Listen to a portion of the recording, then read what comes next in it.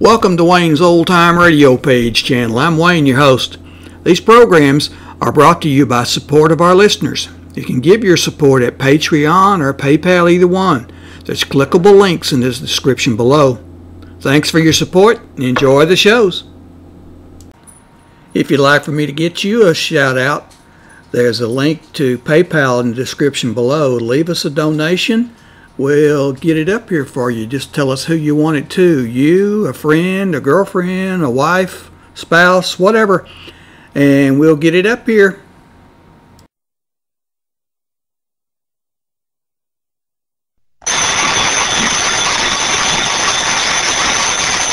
Johnny Dollar. Well, it's about time. Huh? John, where have you been? Oh, I just took a couple of days off to... Hey, now, wait a minute. Who are you? This is Harry Branson at Philadelphia Mutual Liability and Casualty Insurance Company. Harry, where have you been? What? Well, do you know it's been 6 or 7 months since you've called me in on something? No, it's only been a little over 5 months. 5.5 months, I should say. As a matter of fact, it's actually 5 months. Okay, Harry. So where have you been? Well, as a matter of fact, I've been right here in my office at Philadelphia Mutual, here on Walnut Street, here.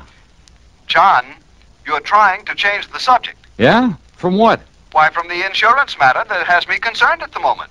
What insurance matter? The one I'm calling about, of course. Harry. After all, it was you who insisted that we sell him the policy. Oh, it was, huh? Though for the life of me, I still can't believe that that's his legitimate name. Smoky Sullivan. Well, it's as true and legitimate as any... Smokey?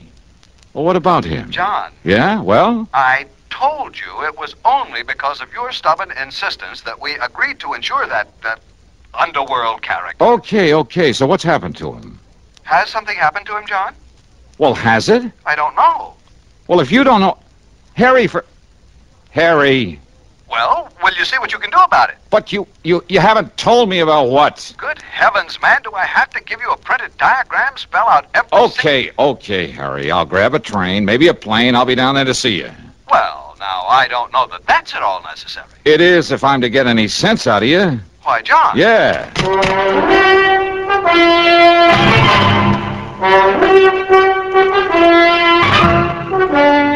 CBS Radio brings you Bob Bailey in the exciting adventures of the man with the action-packed expense account, America's fabulous freelance insurance investigator. Yours truly, Johnny Dollar.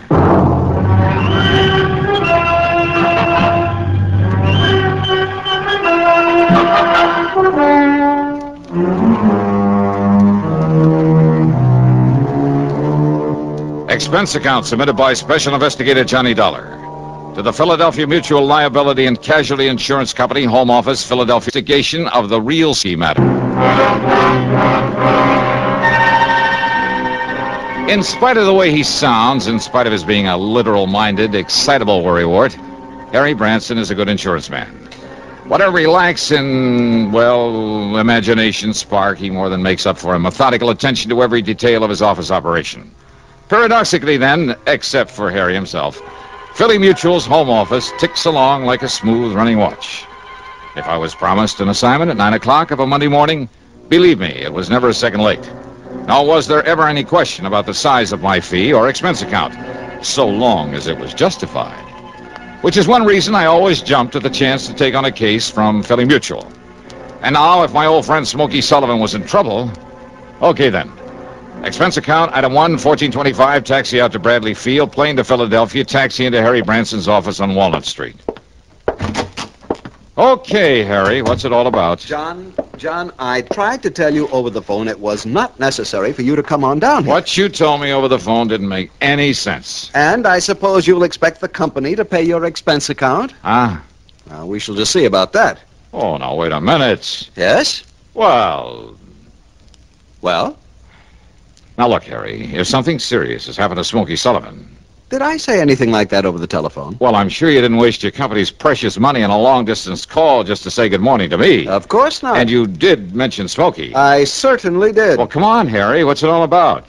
Arsonist, thief, racketeer, mixed up in more unlawful, illegal, sordid crimes, Harry. and by his own admission, too. Well, so what if he was? He isn't anymore. I Now, hope would you're you tell right, me? John. I certainly hope you're Well, right. I am right. But he did have a record. Oh, and look. why a fine, conservative, respectable old company like Philadelphia Mutual, Harry. why you should demand that we issue a combination life and accident policy on such a person. What's the matter? You gone off your rocker or something? I beg your pardon. Don't you realize that your company and half a dozen others all over the country ought to be proud to serve a guy like Smokey? Guy. Insure him for nothing, too, and for as much as he wants. John, a company hardly prospers by doing a thing like that. Harry, don't you read the reports on my investigations? Of course. Don't you know that 2 out of the last 4 cases I've handled for this grand and glorious company of yours would never have been solved if it hadn't had Smoky Sullivan's help? Of course, if I know. it hadn't been for his knowledge of the underworld and cities all over the country, his contacts there, do you think I would have gotten to first base, flushed out those crooks, saved your company a lot of precious money? Well, of course, each time, Smokey was risking his neck to give me a hand. Now, you remember that. Well, of course. Sure. You've been all for it, his giving me and you a hand in these things. But when it comes to giving him a little lousy insurance protection... Well, of course, Of course you what? Well, I'm sure he deserves our every consideration. You bet he does. But a man like him, with a past record like his, I mean, all the figures, the actuarial tables... Show that he's a pretty poor risk, huh? Exactly. All right. So maybe I am, too, in this job of mine. The services you perform for us and the... Oh. Yeah, Then good, I did the right thing. Yeah? What's good about refusing to draw up a policy for Smoky Sullivan? But I did issue one. Oh, you did? I admit it was only because of your insistence. But now that you've explained why, well, John, I might suppose it was the right thing. Well, sure it was. And Harry, I'm sorry I blew my top. Perfectly understandable, but, John, I said I must suppose it was all right. I meant except for one thing. Oh? What's that mean? Well, I'm afraid your trusted friend, Smokey... Well, have you seen this morning's paper? Oh. Here, John. Thanks. I see you're still reading the Philadelphia... What's this? Yes, that item I put a circle around. But Oh, no, Harry. No. This can't be right. And now, Act 2 of yours truly, Johnny Dollar, and the real Smokey matter.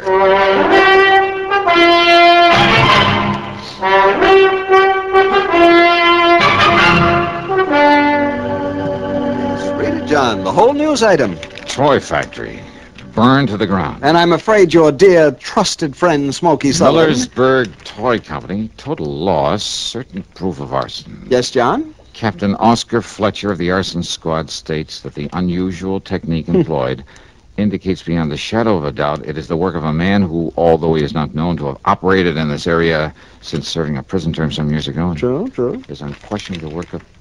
Oh, no, Harry, this is wrong. I'm afraid not, John. That fire was set by Smoky Sullivan. You mean the arson squad is going to pin this on him because whoever did it happened to use a method that... No, I won't believe it. You didn't read the rest of the item. Why bother if they think I'm going to let him pin it on Smokey just You'd because better read it, John. Why? I mean about the body they found in the ashes.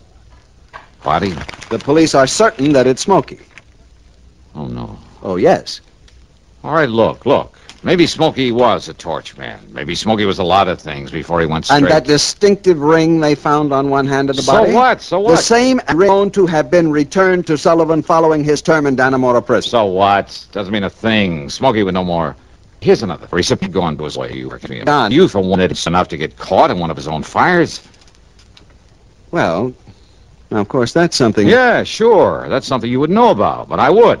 And I know it's ridiculous. Just as ridiculous as this Captain Fletcher deciding the job was done by Smokey. John Fletcher is considered one of the top men... Fletcher's a jerk. Oh, Harry, what are we arguing about? All we have to do is get hold of Smokey, let him prove he didn't do it. Get hold of him. That's right. That is the trouble, John. What do you mean?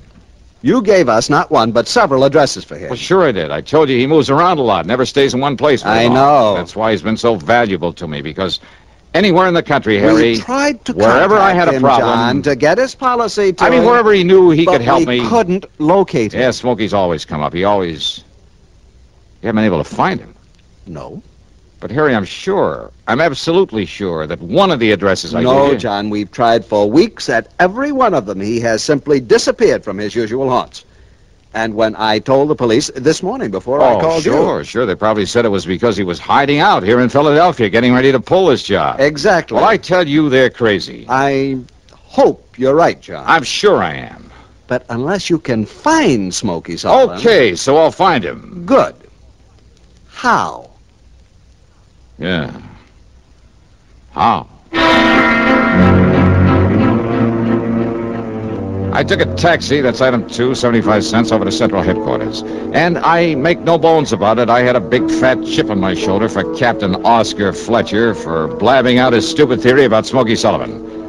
I was all prepared with a lot of questions, loaded questions for him, and a few well-chosen remarks about his methods, ability, character, and general intelligence or lack of it. But when I met him, I realized this was a mighty able man. The kind who doesn't go off half-cocked. And when he led me down into the morgue... Yeah, I know, Dollar. I realized it just as well as you do. That modus operandi could have been used by any one of a dozen known firebugs, present as well as past. Then all right, then, Captain. But I also realized that naming a suspect would put the others off guard. Well, yes. So the minute we decided it was arson, I named Smoky Sullivan. I knew he'd be acceptable as a suspect. So before we even found the body... But now that he's served his time, now that he's trying to make up for the old days, don't you see, Fletcher, he doesn't deserve this sort of treatment. Now that he's on our side? Doesn't he? Well, why hurt him now? Now that he's on the level. Dollar, I brought you down here to look at the body. What's left of it. So you better take a look at it. Oh, yeah, sure, why not? But I know darn well it's... Fletcher. That's right. The same General Bill. The same... Right, I know. I couldn't believe it myself. No, listen, it can't I'd be. spread the word about him for the reason I told you before I saw this. Now, when I did, I couldn't believe it myself. I mean, after all, after what little the fire had left. No, it can't be, Fletcher. There must be hundreds of men like this, thousands of them right here in Philadelphia. Wearing that ring? Yeah, that is Smokey's ring, isn't it? Well, I know. I never saw another one like it. So? Dollar?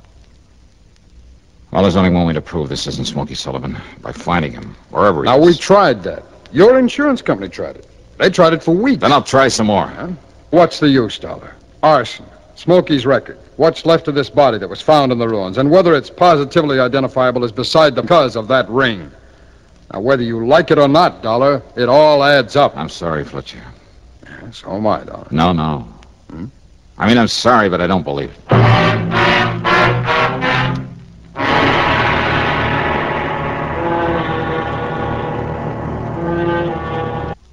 Are you married?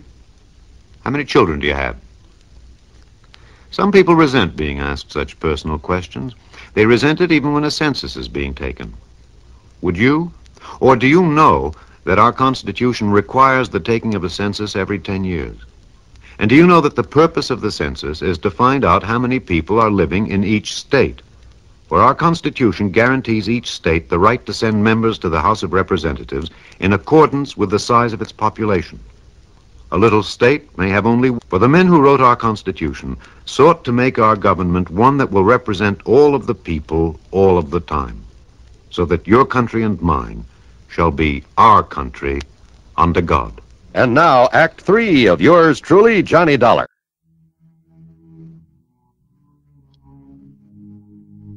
Item 3 over the next 4 days is $81 for room and board. More important, though, during the time is $116 for phone calls and telegrams to friends, newspaper men, police departments all over the country. Anyone I could think of who might be able to help me locate Smoky Sullivan. Nothing. Okay, Smokey had gotten restless again, as he had many times before.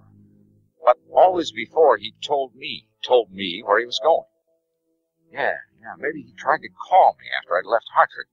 So one of those calls went to my answering service up there. a word from him. And there was always that body in the morgue. So unless I could somehow prove Smokey alive, locate him. How? The only time that Smokey had ever contacted me was when when I needed... When he thought that maybe... Yeah. Item 5, 10 cents for a call to Marty Ross, a top reporter on Philly's biggest morning paper. I told him he'd find a story in exactly half an hour at the corner of 13th and Pine. A story that he ought to give out to all the wire services. Item 6, $50, deposit on a rental car. Item 7, a call to headquarters, and I didn't give the desk sergeant my name, only the license of the car I'd hired. Okay, then. The first time I drove across the intersection of 13th and Pine, against the light, only a few people on the sidewalk noticed it. And, of course, some of the cars trying to cross with the light. The second time I ran it, though, there was a cop there, and I thought I caught a glimpse of Marty Ross. I made the cop my target. And when I made the pass at him, nearly running him down... Hey! What are you thinking? Oh! Oh!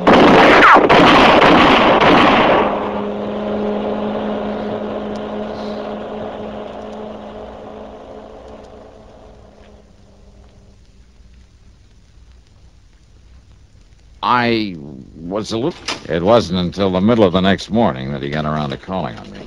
Here you are, Captain. Cheers, comrade. Thanks, I'll quit it. All right, Dollar. What's the big idea? Sit down, Captain. Cigarette? How'd you get those in here? Old friend of mine. You mean Marty Ross? Yeah. The guy that... Dropped in to see me this morning. Left a pack of these. Friend. Yeah, your story, your crazy stunt is all over the country by now. Boy, what's the matter with you? Did you go off your rocker? Yeah, it kind of looks that way, doesn't it? Sure you wouldn't like a cigarette? Cut out the clowning, will you? Now, you're in trouble, boy. Oh, I don't know. Well, I do. Well, now, I thought maybe you, an old friend of mine, could maybe pull some strings. You're out of your mind. Now, why'd you do it, darling? You drunk? No. Is that what you were because of your worry over Smoky Sullivan? Now, come on. Give. Well, I guess I'd better wait until my hearing before I say anything. Hey, guard! Dollar! You want to let Captain Fletcher out of here?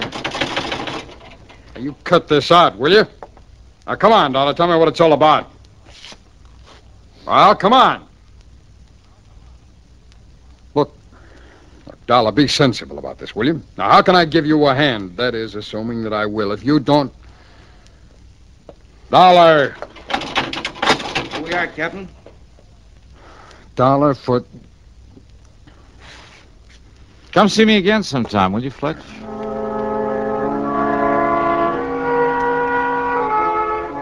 Well, after 2 days in that cell, even the guard wouldn't listen to me, just kind of sneered at me. I began to think that maybe I'd overplayed my hand. I asked if he'd get Captain Fletcher back to see me. No response. When he brought in the meals, I argued, I pleaded, I threatened him, reminded him that a citizen has some rights, even in jail. Well, he walked away as though he didn't even hear me. Then, the morning of the third day, I was handcuffed and led upstairs to a small hearing room, I guess you'd call it. At any rate, there was a man there in judge's robes and a pretty cold-blooded expression on his face. Your name is Johnny Dollar. Yeah, that's right. Now, Your Honor... Instead of the usual formal hearing, I've decided not to waste any time on your case. Well, Your Honor, maybe it was kind of a crazy stunt. But when I tell you the reason for it... It's no use, Mr. Dollar. These circumstances are the deadly and civilly against the Vop's office. Well, now, wouldn't it, Please, or shall I send you back to your cell? Well, now, look, is this some kind of a... Your Honor... Silence. Do you call this a hearing? I do not. Well, all right, then. Silence, please. Your caper with that rental car involved more than might have met the eye. Well, it was meant to. Don't you see? Don't you... Yes, sir. That apparent attempt on the patrolman's life. But someone had called headquarters to look out for that car. Someone had also called a newspaper man to be sure that he now... Just let me finish. Yes, sir. But then the appearance early this morning from somewhere on the West Coast, I believe, Of a man we'd been looking for? Ah. Yes, Dollar. Captain Fletcher had been looking for him in spite of the body in the morgue. Then, Judge... Smoky Sullivan came here to help you, as I'm sure you hoped he would. Yeah, I knew the newspaper reports... Will you please keep quiet? Yes, sir. Well, Dollar, when Smoky arrived here, Fletcher took him right over to the scene of the fire. Smoky immediately recognized the handiwork of an old crony of his who could almost have passed for his twin. Then... The only other man he ever knew to wear the same kind of ring he wore and still wears. Smoky's waiting in there, by the way, to see you. Then you mean that you know... I mean that your crazy caper worked, Johnny. Conroy, take off his handcuffs. Oh, boy. Judge, you're okay. And you say that Smokey's in the next room? Hi, Joy. Smokey. Yeah. Smokey, you old son of a gun. Yeah. Now, just 1 minute, Johnny. Yeah. Yes, sir. We're deeply indebted to you for this. It was all done most ingeniously. Well... And as for the traffic violations, you're fined $15. Oh, But next time, please don't scare one of our patrolmen out of his wits.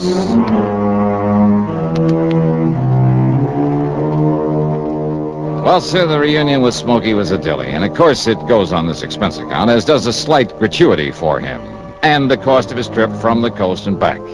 Yeah, he's settled out there now.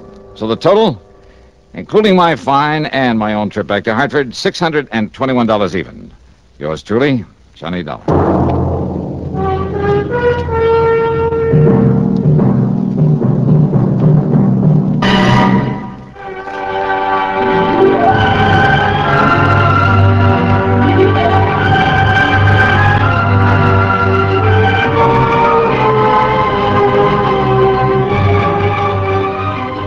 Yours truly, Johnny Dollar, starring Bob Bailey, originates in Hollywood and is written, produced, and directed by Jack Johnstone. Heard in our cast were Harry Bartell, Stacey Harris, Lou Merrill, Vic Perrin, Tom Hanley, and Bill James. Be sure to join us, Johnny Dollar. This is John Wald speaking. Johnny Dollar has come to you through the worldwide facilities of the United States Armed Forces Radio and Television Service.